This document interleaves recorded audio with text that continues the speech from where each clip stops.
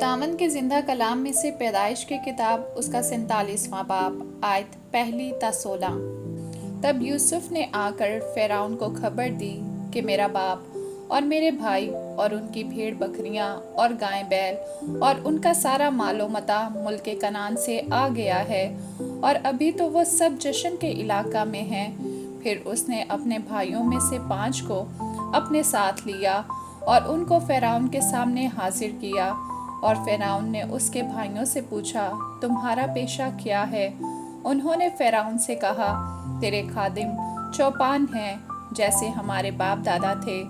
फिर उन्होंने फ़िरौन से कहा कि हम इस मुल्क में मुसाफिराना तौर पर रहने आए हैं, क्योंकि मुल्क कनान में सख्त काल होने की वजह से वहाँ तेरे खादिमों के चौपायों के लिए चराई नहीं रही। सो करम कर कि अपने खादिमों को जशन के इलाका में रहने दे।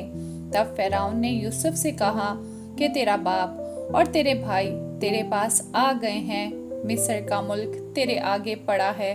यहाँ के अच्छे से अच्छे इलाका में अपने बाप और अपने भाइयों को बसा दे, यानी जशन ही के इलाका में उनको रहने दे। और अगर तेरी दानिश में उनमें होशियार आदमी भी हों तो उनको मेरे चौपायों पर मुकर्रर कर दे। और यूसुफ अपने बाप याकूब को अंदर लाया और उसे फ़िरौन के सामने हाजिर किया। और याकूब ने फ़िरौन को दुआ दी। और फ़िरौन ने याकूब से पूछा कि तेरी उम्र कितने साल की है? याकूब ने फ़िरौन से कहा कि मेरी मुसाफरत के बरस 130 हैं।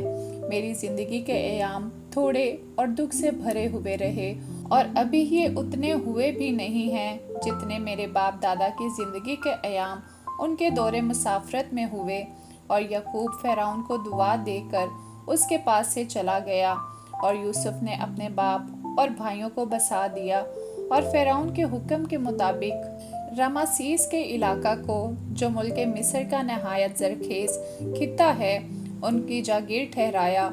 और यूसुफ अपने बाप और अपने भाइयों और अपने बाप के घर के सब आदमियों की परवरिश एक एक के खानदान की ज़रूरत के मुताबिक अनाज से करने लगा।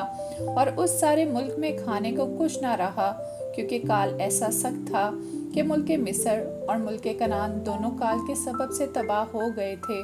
और जितना रुपया मुल्क मिस्र और मुल्क कनान में था, वह सब यूसुफ ने उस गल्ला के बदले जिसे लोग खरीदते थे ले लेकर जमा कर लिया। और सब रुपये को उसने फ़िरौन के महल में पहुंचा दिया। और जब वो सारा रुपया जो मिस्र और कनान के मुल्कों में था खर्च हो गया, तो मिस्री यूसुफ के पास आकर कहने लगे कि हमको अनाज दे, क्योंकि रुपया तो हमारे पास रहा नहीं, हम तेरे होते हुए क्यों मरें? यूसुफ ने कहा कि अगर रुपया नहीं है तो अपने चौपाए दो, मैं तुम्हारे चौपायों के बदले तुमको अनाज दूंगा। आमीन।